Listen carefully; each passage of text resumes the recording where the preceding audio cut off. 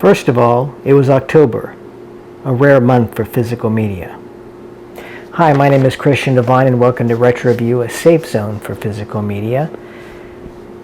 Welcome to October, my favorite month of the year outside of my birthday month of December, but I love October particularly, which I call Shocktober, because it's my excuse to watch only genre films all month long. I have a blank check to get my horror on all month, and I've been wanting to do this particular retro review for a while now, and I have a very good reason to this week, because this is a film version of a Ray Bradbury novel that has been relatively hard to get on home video. There was a VHS release in the 80s, and then a DVD release much later, and then a Blu Ray release just a few years ago.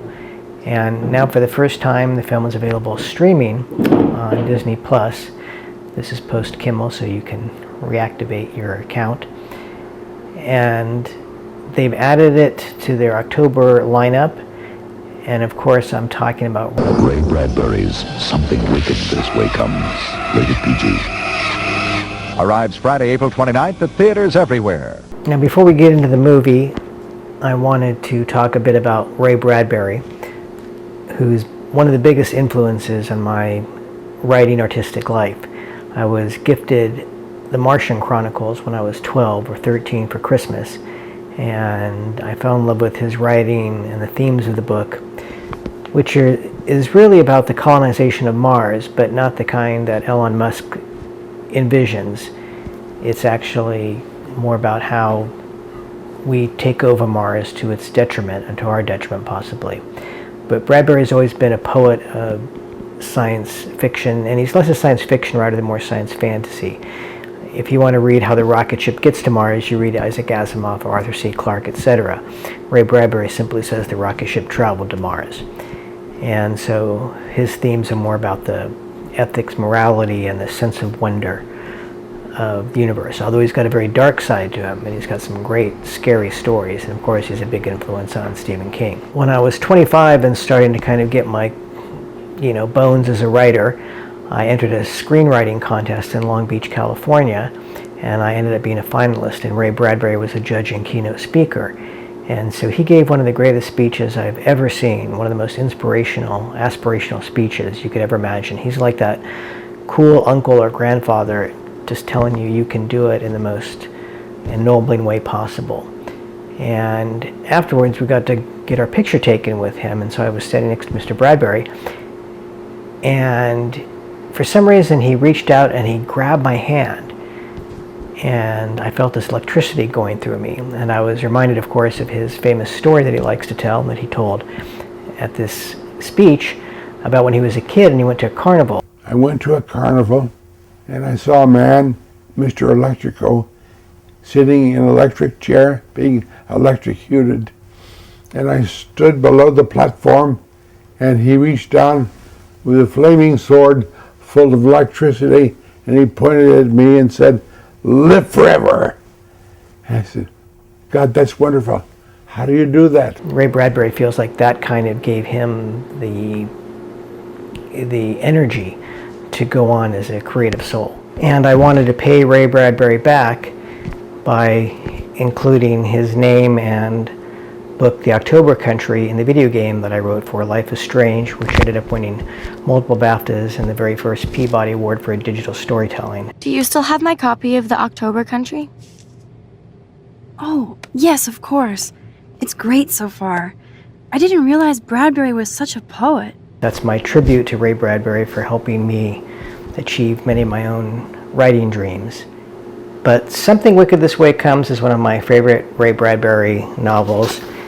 It's more a novella in the terms it's not a huge length, and something I try to reread every single October because it's the perfect October Halloween book. And it's basically the story of two boys, Will Holloway and Jim Nightshade, who end up in opposition to this carnival that comes to town, led by the malevolent Mr. Dark. And although it is ostensibly a scary tale, it's also very deep themes of maturity and aging and wisdom. And it has a lot of depth even the older you get when you go back to it, because it kind of is about aging and what happens, how we lose our innocence or we don't lose it. The book started out as a short story called The Black Ferris, and Ray Bradbury always wanted to work with the dancer, choreographer, director Gene Kelly, who was also kind of looking to have a career as a director. And he turned The Black Ferris into this treatment called Dark Carnival. Gave it to Gene Kelly, and Gene Kelly tried to get the money for it, but it just didn't happen, even though Ray Bradbury's stock was rising thanks to Fahrenheit 451 and the Martian Chronicles. And so Ray Bradbury decided, forget it, he'll just write a book. So he wrote Something Wicked This Way Comes, and it is in fact dedicated to Gene Kelly. And over the years there have been many people interested in turning it into a movie. Most notably early on in the 70s was Sam Peckinpah, who Ray Bradbury was friends with.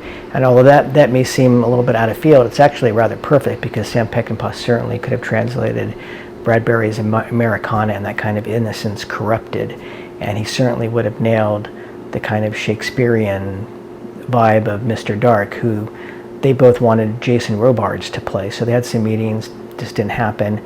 Steven Spielberg became interested, had many meetings with Ray Bradbury, and Bradbury said Spielberg kind of ghosted him, and he was very disappointed in that. And that's too bad. I still think Steven Spielberg is the perfect person to make this book. He should make it right now.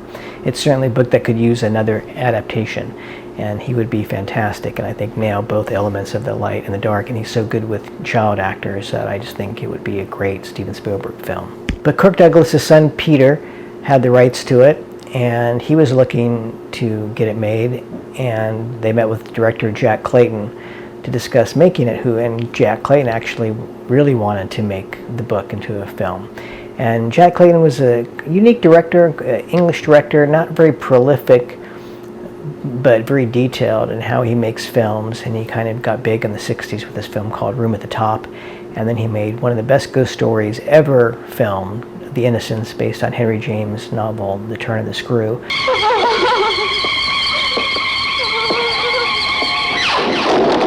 There has never been a ghost story created especially for the adult moviegoer until The Innocents.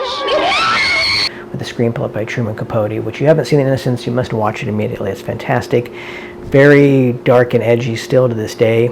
And it has Clayton's subtlety in the sense of he doesn't really want to let you know of something supernatural. He gives you some, moments, but they could all be kind of also written off as possible, hallucinations, etc.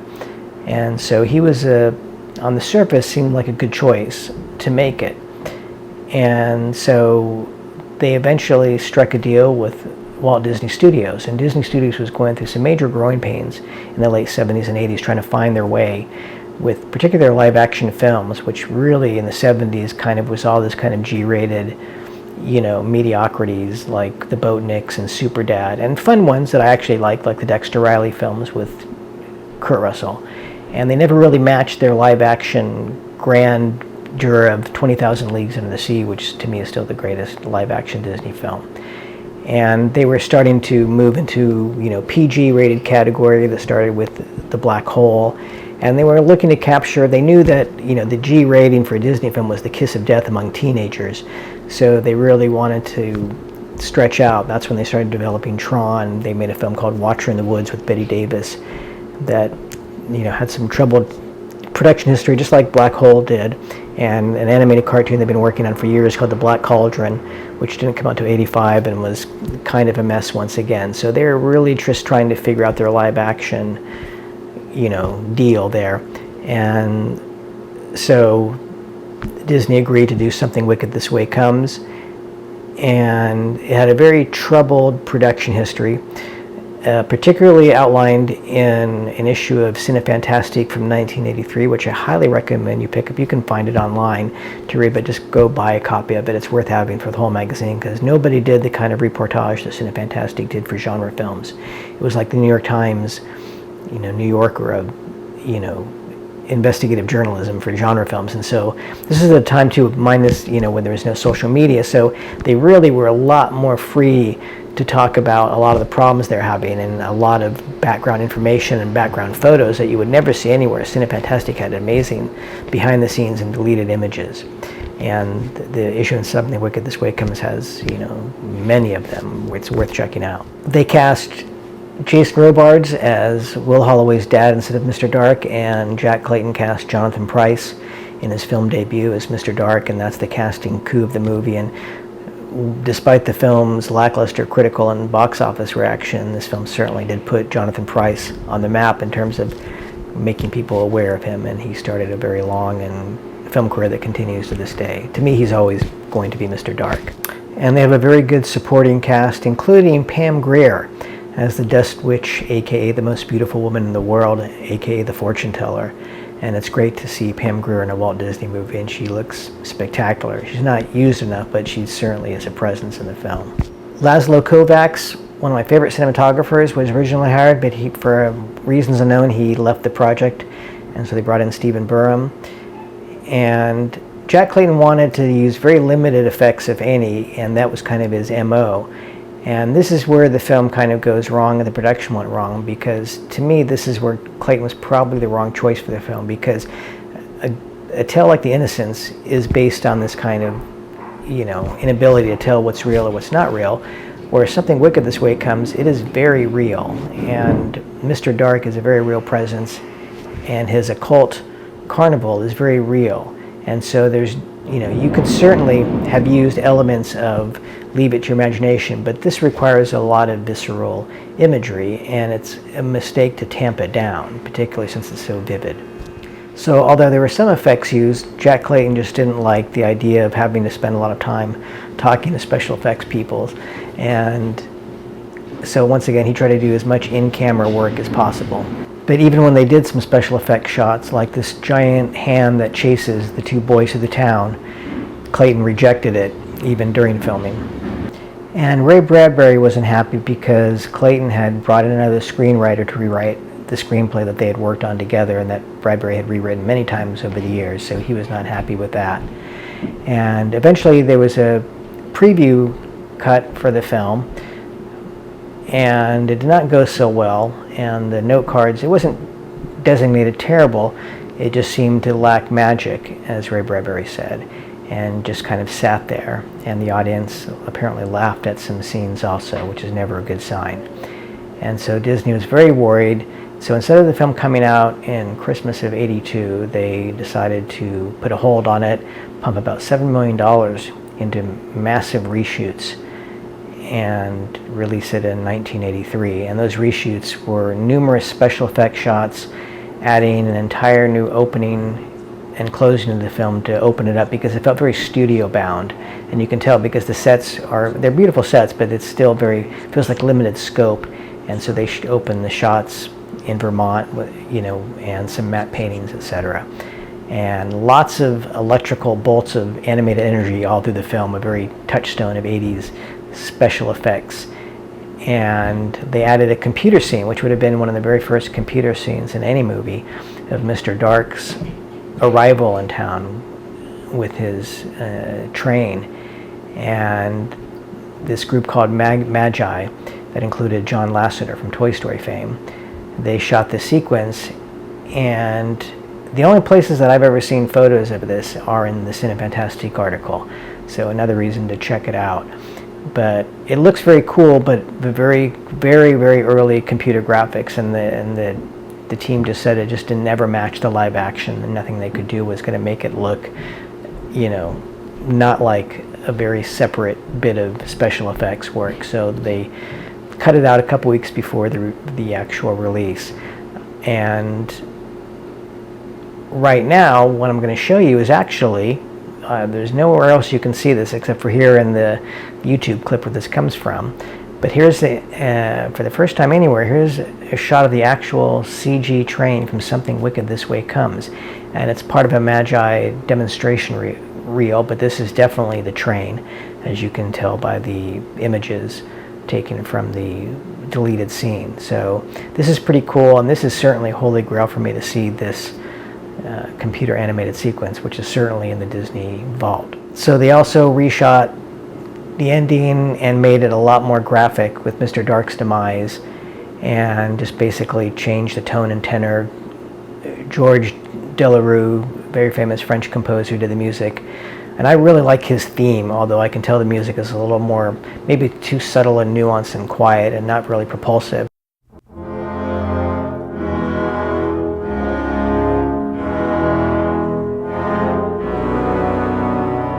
And they got James Horner, who was hot off The Wrath of Khan.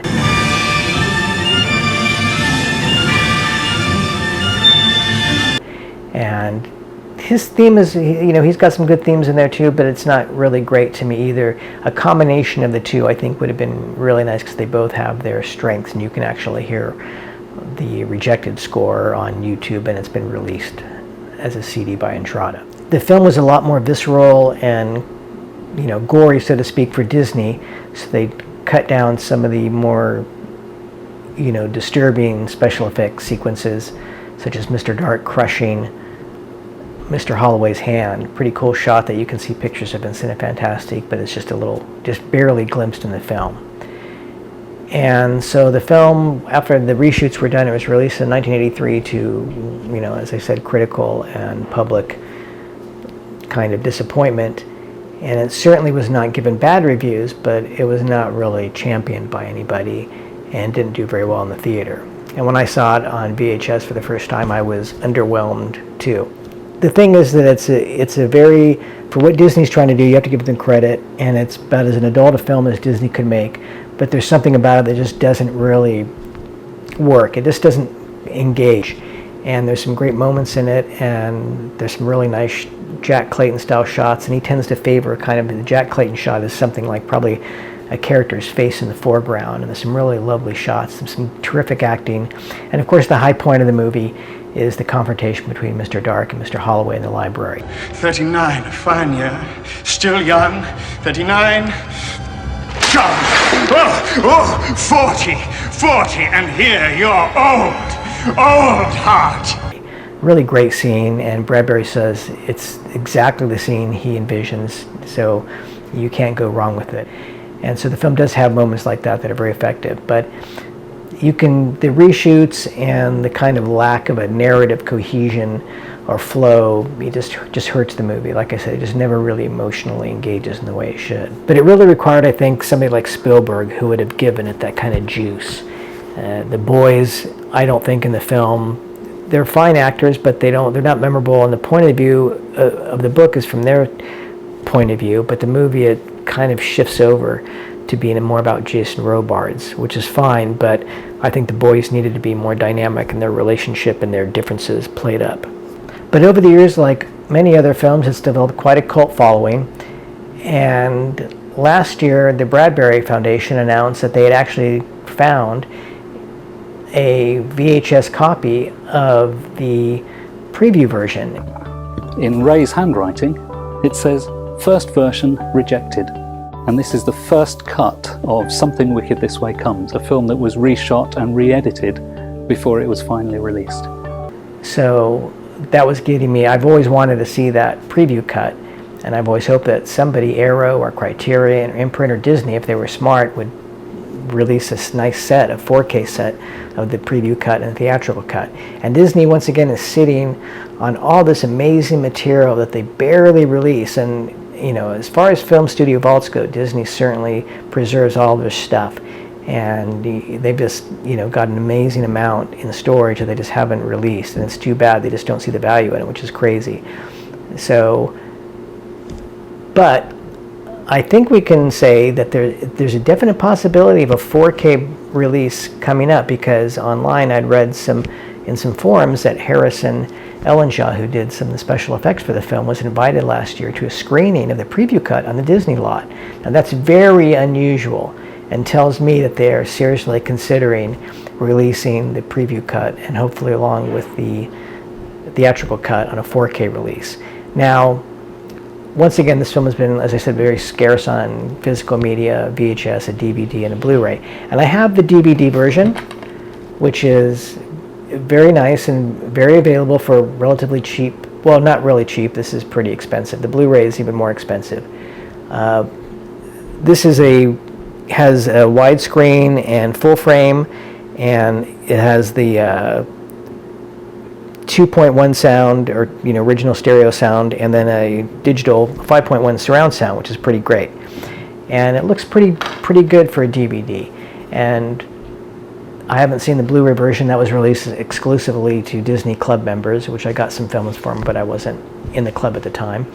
And so I was fascinated and excited about the streaming version because I wanted to know if this is going to be a 4K version. And having watched the streaming version on Disney Plus, I can say that it is definitely taken from this master, from the DVD and the Blu Ray. The scratches are in the same exact place, and it looks good. It looks better than the DVD, but not by much, and it certainly needs a full restoration effort. And so hopefully that will be in the works. I imagine it likely is. But it's great that it's available for a new generation of fans, and I can imagine if you're a young person, it can be a pretty creepy film to watch. And once again, it's a near miss, but certainly has a lot of value and does capture the kind of autumnal spirit of Ray Bradbury's novel. And like I said, Jonathan Pryce's Mr. Dark is chef's kiss. So this is a physical media mystery as to when this will be coming out in a proper restored version, but we can hope that for Halloween we'll get a treat and not a trick. And so we've got some other films coming up on this Shocktober month on Retro View, and I'm very excited. I'd like to do so many more horror films, but there's only so much time. But thank you so much for retro viewing, and remember, it's October, a rare month for physical media.